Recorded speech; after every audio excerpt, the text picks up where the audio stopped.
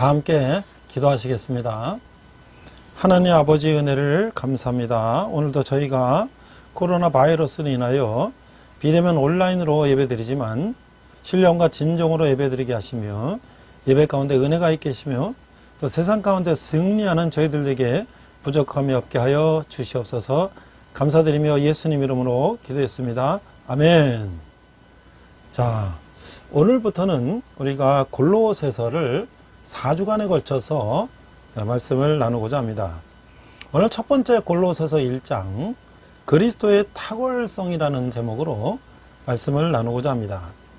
먼저 본문은 골로새서 1장 18절입니다. 오늘도 여러분들 성경을 펴놓고 골로새서 1장을 저와 함께 읽으면서 말씀의 은혜를 나누시기 바랍니다. 고린도서 1장 18절 본문입니다. 그는 몸인 교회의 머리시라. 그가 근본이시요 죽은 자들 가운데서 먼저 나신 이시니 이는 친히 만물의 으뜸이 되게 하려 하시며. 이렇게 사도 바울은 골로새 교인들에게 이렇게 말씀하고 있습니다. 그는 몸인 교회의 머리시라. 그가 근본이시요 죽은 자들 가운데서 먼저 나신 이시니 이는 친히 만물의 으뜸이 되려 하시며.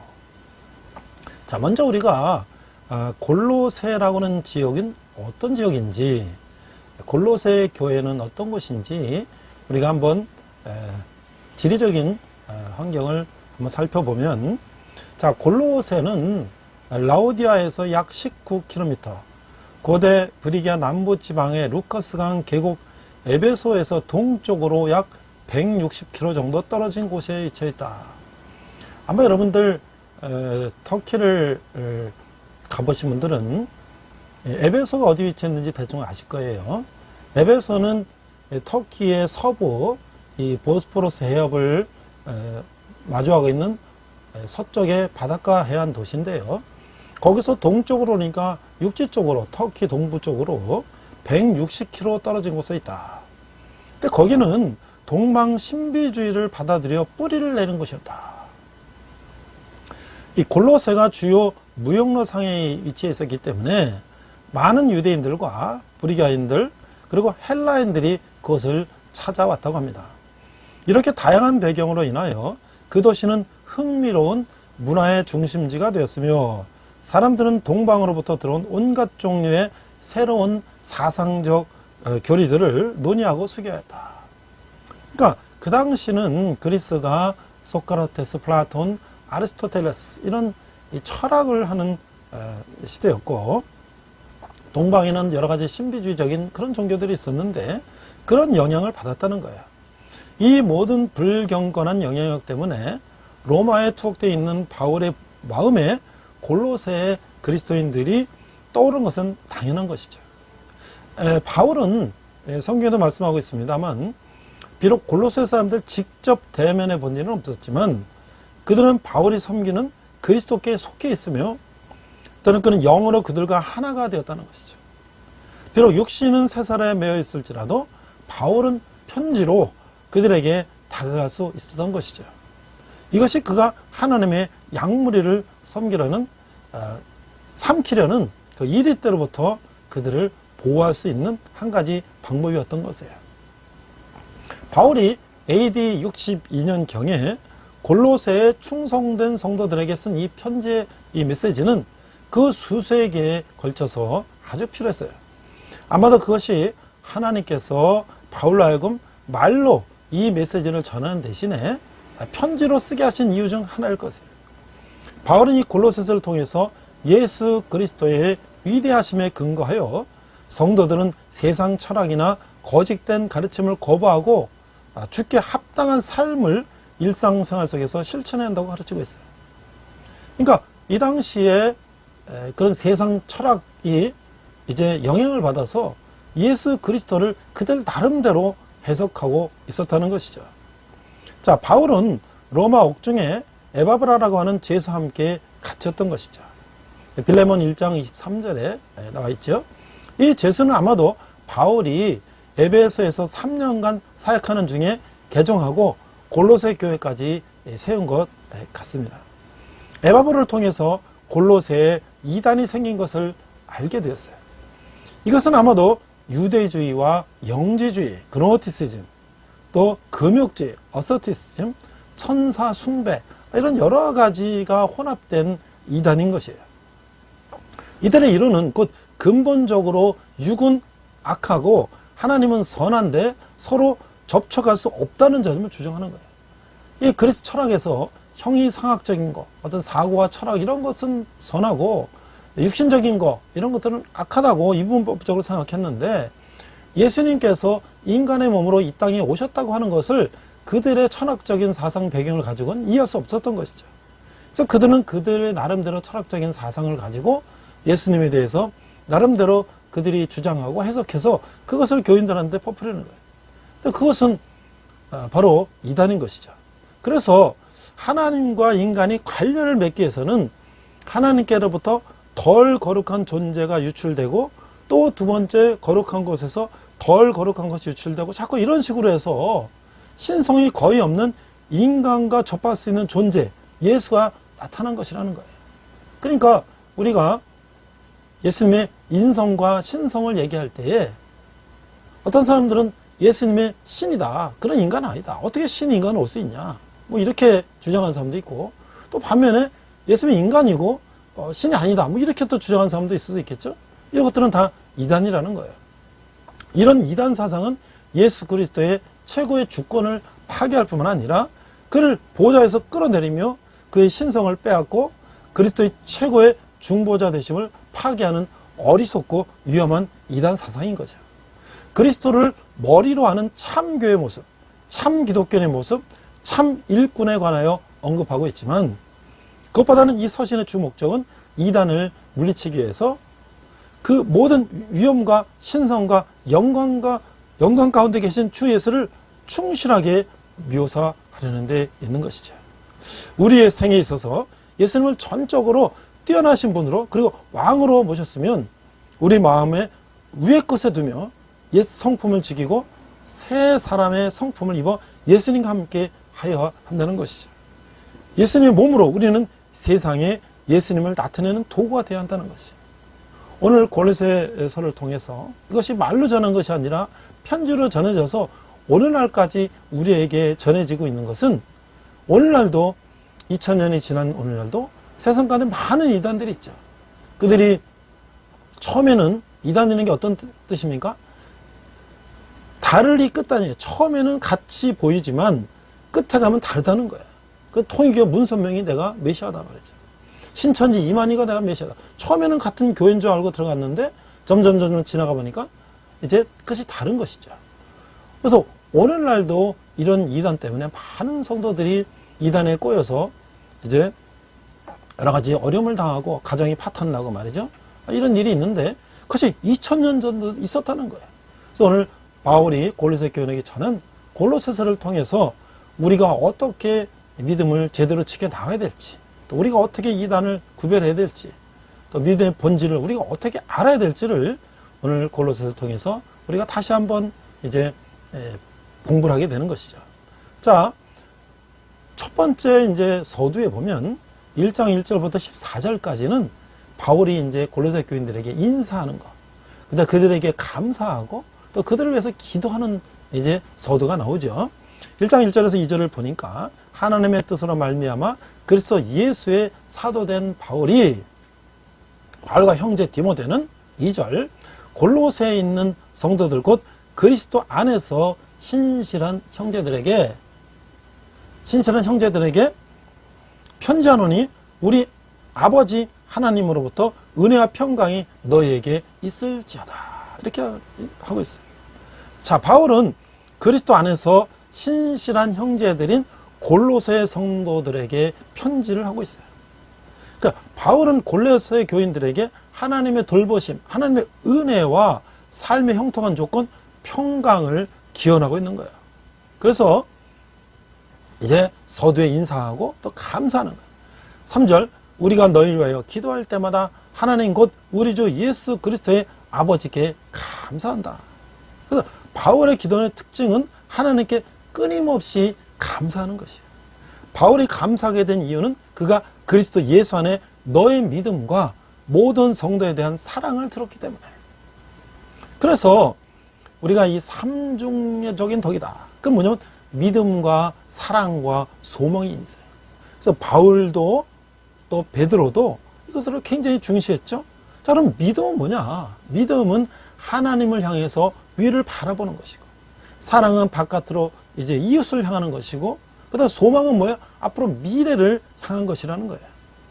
그래서 6절을 보니까 이 복음이 이미 너희에게 이르매 너희가 듣고 참으로 하나님의 은혜를 깨달은 날부터 너희 중에서와 같이 또한 온 천하의 열매를 맺어 자라는도다. 이렇게 이제 바울은 복음이 온 천하로 전파되는 것에 감사했던 것이죠.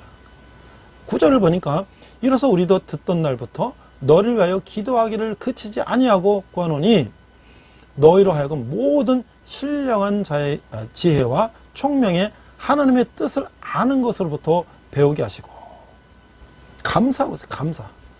그래서 12절에 보니까 우리로 하여금 빛 가운데서 성도의 기업의 부분을 얻기 합당하게 하신 아버지께 감사하게 하시려고. 그래서 서두에 인사를 하고요. 골로새 교인들에게 감사하는 거예요. 그 다음에 이제 서두에서 세 번째는 기도하고 있어요. 13절, 14절 보니까 그가 우리를 흑암의 권세에서 건져내사 그의 사랑의 아들의 나라로 옮기셨으니 14절 그 아들 안에서 우리가 속량 곧 죄사함을 얻었도다. 그러니까 우리가 흑암의 권세에 있었어요. 예수님을 알지 못할 때 우리는 죄악 가운데 있었고요. 이 죄악은 곧 사망이에요. 우리 사망에 있었는데 그리스도의 속량, 그 리뎀션이지. 우리의 값을 대신 치렀단 말이에요. 예수님이 십자가에 돌아가심으로. 그래서 우리가 어떻게 해요? 죄의 사함을 얻었다는 것이에요.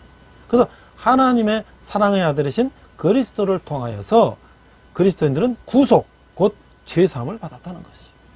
자, 이러한 우리가 신앙의 본질을 영지주의자는 어떻게 그걸 이제 해석을 했느냐?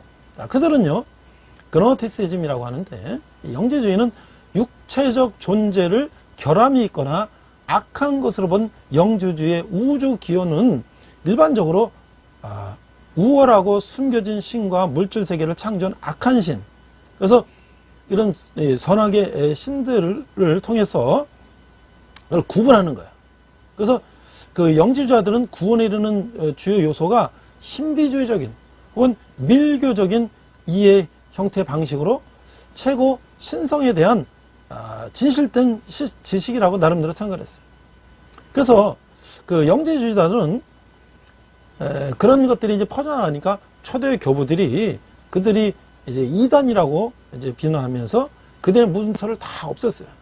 그래서 약 22세기까지는 지중해에 이게 번져 있지만 이제 그 문서들이 지금까지 많이 나타나진 않고 있지만 그러나 그럼에도 불구하고 수세기 동안 그 영지주의는 이제 나름대로 또 세력을 번져 나가고 있었다는 것이죠. 그래서 이 학자들은 이 헬레니즘, 그리스의 헬레니즘이죠. 그 다음에 유대교, 또 조로아스터교, 그 다음에 플라톤주의, 그리스 철학이죠. 이런 것들의 영향을 받아서 이게 영지주의가 발전해 왔다고 생각하는 것이죠. 그래서 우리가 쉽게 말해서 그리스의 철학을 보면 소크라테스, 플라톤, 아리스토텔레스 이런 철학을 보면 형이상학적인 것, 사고하고 철학하고 이런 것들은 선한 것이고 인간적인 것, 인간이 뭐 살고 먹고 이렇게 하는 것들은 악하다. 그래서 선한 것은 이제 철학적인 이런 건 선한 것이고 그 때문에 예수님께서도 신으로 오셨으면 아주 선한 것인데 어떻게 예수님께서 우리 인간과 똑같이 그런 악한 그런 것들을 할 수가 있느냐. 예수님은 신이시고 인간은 아니시다. 이 나름대로 그들의 철학적인 사상을 가지고 예수님을 이렇게 판단하는 것이죠. 또 그것이 맞다고 주장하는 것이죠. 그럼 그것은 어떻습니까? 우리가 예수님의 신성과 인성을 겸하셨다는 것을 우리는 성경을 통해서 우리가 배우고 있는데 그 정면으로 그것에 반하는 것이죠. 그렇기 때문에 인간적인 생각으로 예수님을 재단하고 판단하고 그걸 또 많은 사람들에게 전하려고 하는 그 이단이야말로 문제가 되는 것이죠. 그래서 오늘은 어떻습니까? 통일교 같은 경우는 처음에 교회인 줄 알고 갔는데 한참 지나니까 통일교 문선명이 내가 구세주다. 그렇죠? 또 신천지 같은데 교회라고 해서 갔는데 또 한참 지나다 보니까 이만희가 구세주다. 이렇게 되는 거잖아요. 그래서 이런 것들이 오늘날까지도 많은 영향을 미치고 있는데 현대에 2000년이 지난 오늘날도 그 영지주의를 연구하고 또 그것에 영향받은 사람도 있다는 거예요. 그 융이라고 하는 이런 학자들도 영지주의를 지지하고요. 그 다음에 또 소설가라든지 이 헤르만 헤세 같은 그런 유명한 독일의 소설가도 나름대로 완화됐지만은 그런 영지주의의 영향을 받은 그런 사람들도 있다는 거예요. 그래서 오늘날 우리가 이런 기독교 이단들을 살펴보면 그것들이 그런 아주 뿌리가 오래전부터 내려왔던 그 뿌리에 기반을 둔 그런 이단들도 많이 있다는 것이죠. 자, 그러면 우리가 뭐 예를 들어서 여러분들 그 $100짜리 미국 지폐를 스포노트라고 그러죠. 제가 여러 번 이걸 예를 듭니다. 자, 북한이나 이런 아주 그런 집단들에서는 그 $100짜리 스포노트를 위조 지폐를 만들어서 그걸 유통을 시키죠. 자, 그런데 그것이 진짜인지 가짜를 구별하는 그런 사람들은 뭘 가지고 이제 훈련할까요? 그들은 바로 진짜 $100짜리 스포노트를 가지고 이제 그걸 가지고 이제 연구를 해서 가짜를 가려내는 거예요. 자, 우리도 5만원짜리 지폐가 진짜인지 가짜인지를 이제 조폐공사에서 그걸 만들 때 어떡합니까? 거기에 이제 5만원짜리 지폐를 들어보면 거기에 겉은 하얗게 되어 있지만 속 안에 어떤 인물의 그림이 있다든지 말이죠. 또 뭐 그 점으로 이렇게 중간에 표시했다든지 여러 가지 그 이제 위조를 할 수 없도록 만드는 것도 있지 않습니까? 그런 것들을 아주 정확하게 알고 있으면 이 가짜를 대비해 보면 이제 그런 것들을 통해서 가짜를 구별해내는 것이죠. 자, 그럼 우리가 어떻게 오늘날 이단을 구별할 수 있는가? 그것은 우리가 성경을 제대로 알아야 된다는 것이죠. 성경을. 그래서 우리는 성경을 그냥 단편적으로 목사님 설교할 때 그냥 듣고 또 신약 갔다 구약 갔다 왔다 갔다 하는데 그것은 이제 우리가 설교 때 그렇게 듣지만 또 우리는 어떤 기회를 통해서 교회 세미나나 이런 걸 통해서 또는 본인이 창세기부터 요한계시록까지 성경을 읽으면서 일관성 있게 성경을 우리가 이해를 하면 이제 예를 들어서 이단들이 요한계시록 같은 종말론 이런 걸 가지고 막 겁을 주면서 이제 사람들을 이제 이단으로 이렇게 흡수시키잖아요. 그런 것들이 어떻게 신구약 성경 역사적으로 연결이 되는가? 그것을 이해할 수가 있는 거죠. 간단히 말하면 구약이라는 건 뭡니까? 오실 메시아. 앞으로 메시아가 오실 것을 기대하는 거예요. 그 다음에 신약은 뭡니까? 오신 메시아. 예수님이 2000년 전 이 땅에 오셨잖아요. 그래서 공생애를 사시고 십자가에 돌아가서 우리 죄를 대신 십자가 돌아가시고 부활 승천을 하늘나라 가셨죠. 그 다음에 요한계시록 뭡니까?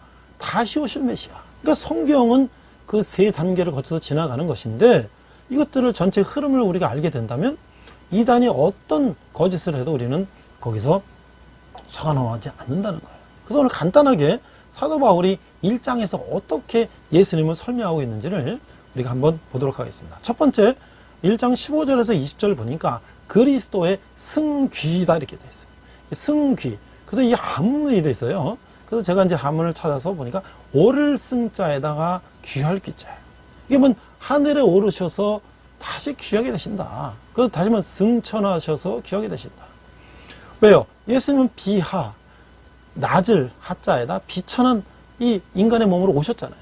그래서 우리를 십자가 돌아가셨잖아요. 그리고 다시 승귀, 하늘에 올라가서 다시 올라가셨다. 그래서 영어는 ascension. 그래서 그것을 사도 바울은 설명하면서 거기에 7가지의 하나님의 탁월성을 설명하고 있어요. 자, 15절. 그는 보이지 아니하는 하나님의 형상이시고, 첫 번째 하나님 형상. 두 번째 피조물보다 먼저 나십니다. 우리 온 피조물보다 먼저 나셨다.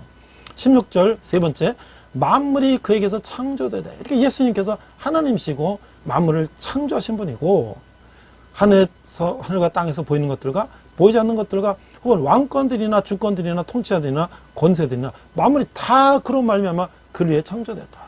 창조자시고 17절 또한 그가 만물보다 먼저 계시고 만물이 그 안에 함께 계셔서 섰느니라.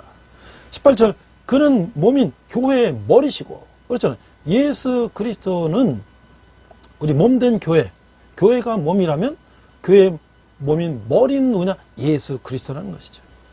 그가 근본이시고, 다섯 번째, 죽은 자들 가운데 먼저 나시니 부활하신 분이 바로 예수 그리스도다.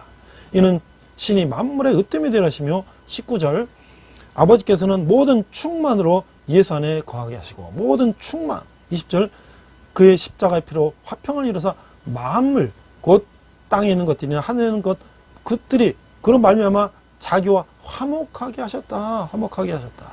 이 7가지가 사도 바울이 예수님의 탁월성을 이제 설명하는 거예요. 그래서 첫 번째, 하나님의 형상이시오. 모든 피조물보다 먼저 나시고 만물이 그에게 창조되셨고 교회의 머리시고 죽은 자들 가운데서 먼저 나신 분이요 하나님의 충만이시며 만물의 화해자라는 거예요. 우리가 이거 많이 들었죠? 많이 들었는데 이 부분에 대해서 우리가 흔들림이 없다면 어떤 이단 사설에도 우리가 넘어가지 않는 것이죠. 어떻게 신천지 이만희가 구세주라는데 그걸 가서 믿고 있겠습니까?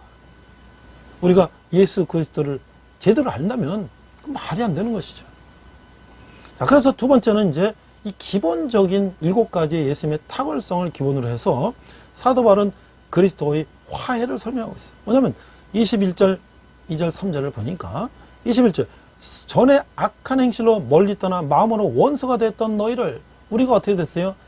죄악 가운데 하나님을 알지 못하고 예수님을 알지 못하고 있는 우리들은 죄악 가운데 있는 것은 바로 죄의 삭은 사망이라 했으니 우리는 죽어있던 것이죠. 그래서 인간들은 생명부터 멀어지고 하나님으로부터 멀리 떠나 있었으므로 그걸 어떻게 화목케 하는가? 그러니까 그리스도께로 돌아오기 이전에 골로새 교인들은 마음이나 행위나 원수였어요. 근데 이 죄는 마음속에 시작되어서 행위로 나타나는 것이죠. 그래서 우리가 오늘날도 하나님을 알지 못하는 사람들, 예수님을 알지 못하는 사람들은 세상 방식대로 살다가 죄악 가운데 죄를 지고는 그렇지 않습니까? 우리 하나님 알고 예수님 아는 사람들은 하나님은 나를 보고 계시다는 걸 알기 때문에 우리가 그런 죄악 가운데 빠지지 않으려고 노력하는 것이죠. 또 하나님께서 우리를 지켜주시고 보호해 주시는 것이죠. 자, 22절, 이제는 그의 육체의 죽음으로 말미암아 화목하게 하사 너희를 거룩하고 흠없고 책망할 것이 없는 자로 그 앞에 세우고자 하셨으니. 그래서 화목제물, 예수 그리스도가 죄악에 빠져있던 우리들을 화목케 하셨다. 그래서 뭘로? 예수 그리스도의 십자가의 보혈로. 23절, 만일 너희가 믿음에 거하고 터에 굳게 서서 너희 들은 바 복음의 소망에서 흔들리지 아니하면 그리하리라. 이 복음은 천하 만민에게 전파된 바요 나 바울은 이 복음의 일꾼이 되었다. 이것이 바로 이제 천하 만민에게 전하는 복음이라는 거야. 그래서 이 터 위에 굳게 서 있다면 그 믿음은 든든하다는 거야. 그래서 오늘 우리가 세상에 여러 가지 이단 사설과 또 여러 가지 어려움이 있을지라도 우리가 이 복음 위에 든든히 서 있으면 우리는 흔들리지 않는다는 것이죠. 그 다음에 이제 그리스도의 비밀의 계시라는 비밀 1장 24절 27절 보니까 결론적으로 말하면 그 비밀은 뭐냐? 교회라고 하는 것이 교회. 하나님께서 우리에게 교회를 주셨다. 24절, 나는 이제 너희를 위하여 받는 괴로움을 기뻐하고 그리스도의 남은 고난을 그의 몸된 교회를 위하여 내 육체에 채우노라. 자, 그리스도 안에서 유대인과 이방인이 함께 하나님과 화목하여 한 몸이 되는 비밀은 오직 그리스도 안에서만 이게 계시된 것이에요. 그래서 바울은 골로새 교인들을 위해서 받는 괴로움을 기뻐하고 그리스도의 남은 고난을 그의 몸된 교회를 위하여 내 육체에 채운다는 거죠. 그래서 25절 26절 보니까 내가 교회 일꾼 된 것은 하나님이 너희로 위하여 내게 주신 직분을 따라 하나님의 말씀을 이루려 함이라. 26절, 이 비밀은 만세와 만대로부터 감춰졌던 것인데 이제는 그의 성도들에게 나타났고. 그래서 이 교회는 구약 시대에는 감춰져 있던 것인데 이제 신약 시대 이게 영원전부터 숨겨졌던 비밀이었지만 바울은 이제 그의 성도들에게 나타났다. 그래서 이 비밀은 너 안에 계신 그리스도시니 곧 영광의 소망이다. 자, 그래서 이제 하나님께서는 신약 성경 시대의 성도들에게 이 비밀을 알게 하신 것이. 놀라운 사실은 그들로 하여금 이 비밀의 영광이 이방인 가운데 얼마나 풍성한지를 알게 하신다는 것이죠. 자, 이제 마무리합니다. 그래서 28절, 29절을 보니까 그리스도 안에서 우리는 완전하게 된다. 28절 우리가 그를 전파하여 각 사람을 권하고 모든 지혜로 각 사람을 가르치면 각 사람을 그리스도 안에서 완전한 자로 세우랍니다. 우리가 그리스도 안에서 완전하게 되는 것이에요. 29절 이로하여 나도 내 속에서 능력으로 역사하시는 이 역사를 따라 힘을 다하여 수고한다. 너희들을 완전하게 세우기 위해서 내가 힘을 다해서 수고한다는 것이에요. 그리고 1장의 이제 마무리는 2장 1절 5절까지인데 그래서 1절 보니까 내가 너희와 라우디게아에 있는 자들과 물은 내 육신의 얼굴을 보지 못한 자들을 위하여 얼마나 힘쓰는지를 너희가 알게 한다. 그래서 아까 말씀드렸던 골로새 교회를 직접 바울이 만나진 않았지만 그들을 위해서 내가 얼마나 힘쓰는지를 너희들은 알지 못할 것이다. 그걸 알기를 원한다. 그래서 2절 이는 그들로 마음의 위안을 받고 사랑 안에서 연합하여 확실한 이의 모든 풍성함과 하나님의 비밀인 그리스도를 깨달아 알게 하려 한다는 것이에요. 그래서 이제 이 마지막 말이 뭐냐면 2장 4절에 보니까 내가 이것을 말하면 아무도 교묘한 말로 너희를 속이지 못하게 합니다. 그래서 우리가 이 이단들이요 시천지 같은 거 보면은 한 사람을 거기다 꼬이게 해서 수많은 사람들이 몇 년 동안 우연을 가장한 여러 가지 이제 그런 관계를 만들어서 그 사람에게 도움도 주고 뭐 친밀감도 형성하고 계속 이렇게 해가지고 그 사람이 인간적인 정으로 거의 이제 그들하고 떨어질 수 없는 정도가 되면 그때 이제 그들이 정체를 밝히고 신천지를 데려간다는 거예요. 얼마나 그렇게 해서 그들이 그 사람을 꼬이게 해서 교묘한 말을 하겠어요. 그러니까 이 이단들의 그런 것들을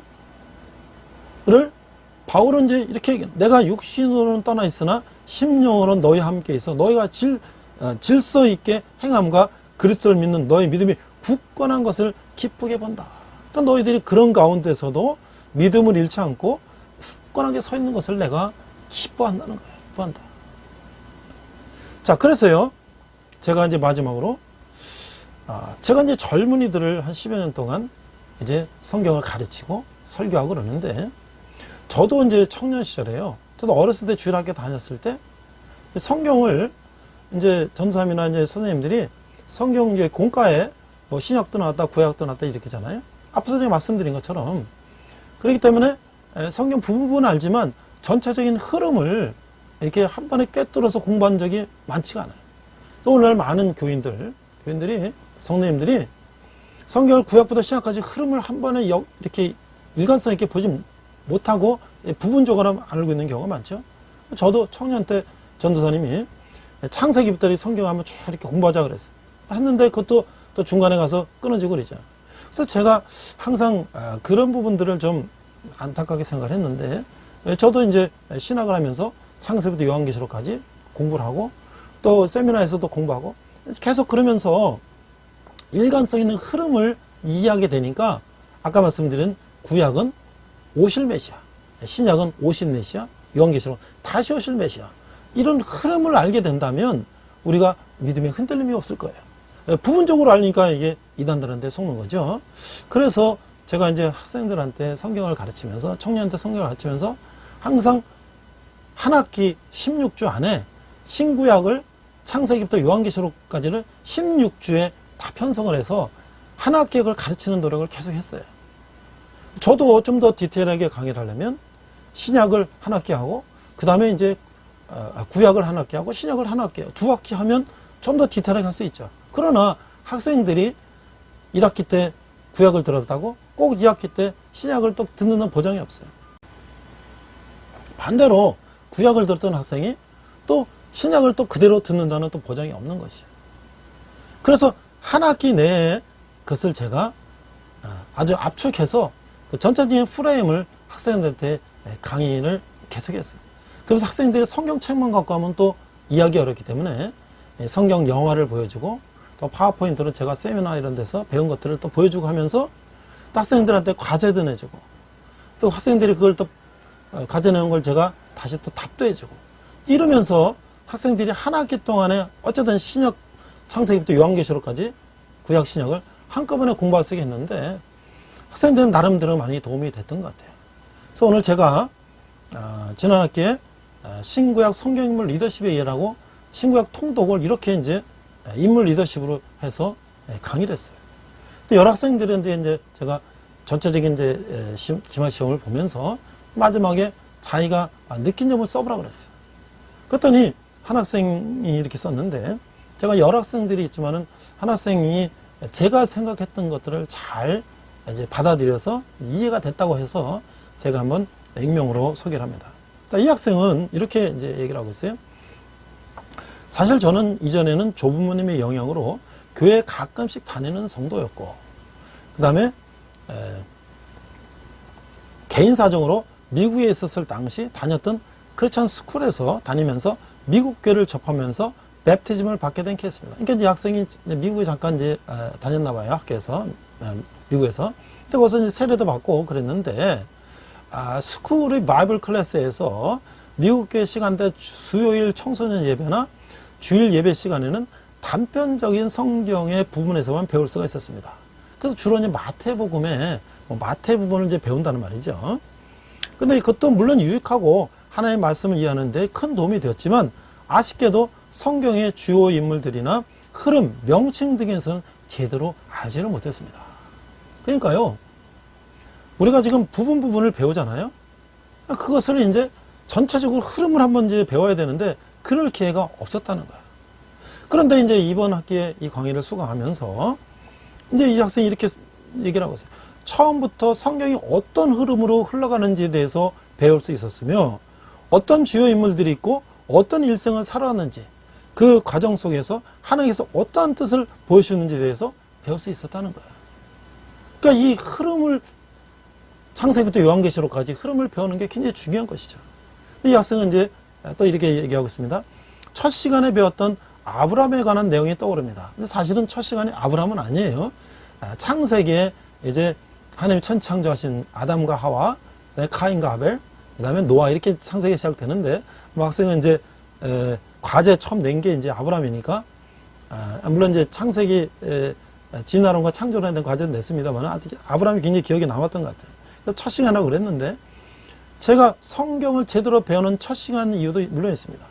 이런 이유와 함께 모두가 다신교를 믿고 있을 때 유일하게 하나님을, 유일신을 믿는 신앙을 보여주는 아브라함에 관한 이야기를 보며 하나님께서 믿음, 신앙을 의로 쓰시다는 것, 그리고 하나님을 오롯이 믿는 것이 얼마나 중요한지 알 수 있습니다. 이게 뭐예요? 이신칭의, 오직 의인은 믿음으로 말미암아 삽니다. 행위가 아니라 믿음으로. 그래서 아브라함이 믿음의 조상이 됐던 거를 이제 기억에 굉장히 남는 것 같아요. 그러면서 쭉 이제 그 다음에 이제 쓰다가 이제 이 학생이 또 이제 신약으로 가서 이제 예수님에 대해서 이제 또 얘기하고 있어요. 그 다음은 예수님에 대해 배웠던 내용이었습니다. 이 과정을 통해 그동안 막연히 알고 있던 예수님에 대한 내용들이 아니라 정말 어떻게 이 땅에 오셨고 어떤 일들을 행하셨는지 알 수가 있었기 때문입니다. 그래서 특히 스스로 이 예수님의 인성과 신성에 대해서 제가 과제를 했어요. 그리고 삼위일체에서도 과제를 했어요. 그랬더니 학생들이 그거를 인터넷에서 찾아서 이렇게 하는데, 제가 인터넷 찾을 때 그 출처를 밝히라고 했어요. 왜냐면 인터넷에도 이단들이 올려놓은 것도 많아요. 그래서 이게 누구 거를 내가 인용했는지를 밝히라고 그랬는데, 그래서 그걸 하면서 인성과 신성에 대해서 배울 수 있는 소중한 기회였으며, 삼위일체가 무엇인지에 대해서 알 수 있는 시간이었습니다. 비록 인간으로서 온전히 이해하기 어려운 내용이었지만 그럼에도 불구하고 하나님께서 그 어떠한 모습일지라도 언제 어디서 시간과 장소를 막론하고 사랑으로 우리와 함께 하시면서 이끌어주시는 분을 이해할 수 있어요. 자, 여기서 인간으로서 온전히 이해하기 어려운 내용이었지만 이게 굉장히 솔직한 얘기예요. 우리가 처음 믿음을 가졌을 때 예수님이 십자가에서 돌아가시고 부활하셨다. 우리 인간들이 부활을, 죽었다 살아났다는 게 없잖아요. 그러니까 우리 인간적인 생각으로 이게 가능한 거냐. 그 이해가 안 가고 믿음이 안 가는 건 당연하죠. 그러나 이제 우리가 성경 말씀을 듣고 공부하고 믿음이 자라면서 이게 하나님식에 가능하신 것이다. 이제 그걸 우리 이해하게 되는데, 우리 인간적인 기준으로 생각하면 이해가 안 가는 것이죠. 당연한 것이죠. 그렇지만 이제 그런 걸 통해서 우리가 하나님이 우리에게 하고자 하시던 걸 이해하게 됐다는 거야. 그래서 한 학기 동안 비록 성경 공부를 제대로 하기는 짧은 시간일 수 있지만, 저는 이 시간을 통해서 그동안 궁금하고 알고 싶었던 내용과 함께 조금이나마 제대로 된 성경 관련 공부를 할 수 있는 시간이었으며, 하나님에 대한 신앙을 다질 수 있는 시간이었다. 그 저는 학생들에게 그 한 학기 16주에 창세기부터 요한계시록까지 공부한 것이 다 전부 다 하고 얘기하지 않아요. 이것은 여러분들에게 전체적인 흐름을 가르쳐 줬으니 여러분들이 이제 다시 성경을 자세히 읽어보고 또 목사님 설교나 여러 가지를 통해서 자, 예를 들어서 사도 바울의 사도행전을 우리가 목사님 설교했다고 합시다. 그러면 이것은 창세부터 요한계시록에 사도행전 어느 부분을 지금 설교하고 계시고 만약 목사님이 이사야서를 설교한다고 합시다. 그러면 이거는 지금 신구약 성경에서 구약의 이사야를 통해서 이제 메시아가 오신다는 걸 우리가 알려주시는 그런 것들을 설교하는 것이라는 걸 전체 흐름에서 어디를 우리가 설교하고 계시다는 걸 알면은 전체 중에서 부분을 충분히 이해할 수 있는 거 아니겠습니까? 앞서 제가 말씀드린 것처럼 100달러가 가짜냐 진짜냐를 구별하기 위해서는 진짜 100달러를 우리가 정말 세세하게 알고 있으면 가짜를 갖다 놔도 조금만 틀린 거 보면 아 이거 가짜다는 금방 알 수 있는 것처럼 우리가 성경을 제대로 알고 있다면 아무리 이단들이 와서 우리를 꼬여도 교묘한 말로 꼬여도 우리는 거기에 넘어가지 않는다는 것이죠. 오늘 바울이 골로새 교인들에게 그리스도의 탁월성을 설명하는데 우리는 맨날 그 말이 들었던 말이기 때문에 그게 가슴에 오지 않을지 몰라도 그 말이 얼마나 우리에게 중요한 것인가. 정말 우리가 그 그리스도에 대한 탁월성, 신성과 인성, 삼위일체를 얼마나 알고 있으며 또 우리가 그것을 얼마나 이해하고 믿음을 가지고 있는가. 이런 것에 따라서 우리가 세상의 모든 이단 사설로부터 우리가 이겨낼 수 있다는 것이죠. 앞으로 골로새서 2장, 3장, 4장을 우리가 이제 3주간 또 나눌 텐데 이것이 얼마나 우리에게 중요한 믿음의 토대를 굳게 세우는 것인지를 우리가 생각하면서 우리 함께 은혜를 나누는 시간이 되었으면 좋겠습니다. 자, 우리 한번 기도합니다. 하나님 아버지 은혜를 감사합니다. 저희들이 그리스도의 탁월성을 제대로 알고 예수님을 제대로 알고 또 이 세상 가운데 이단 사설에 우리가 속지 않고 이제 하나님을 향해 나갈 수 있는 저희들 되게 하여 주시옵소서. 감사드리며 예수님 이름으로 기도했습니다. 아멘.